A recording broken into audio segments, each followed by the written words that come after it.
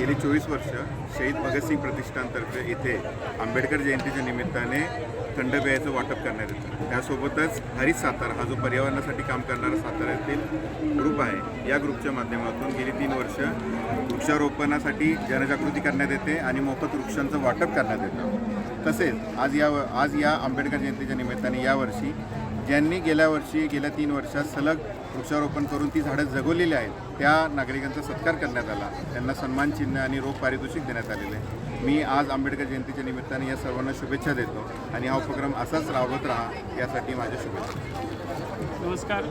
शहीद भगतसिंग यांच्या वतीने त्यांच्या वतीने या ठिकाणी बाबासाहेब आंबेडकर जयंतीनिमित्त विविध उपक्रम राबवले जातात।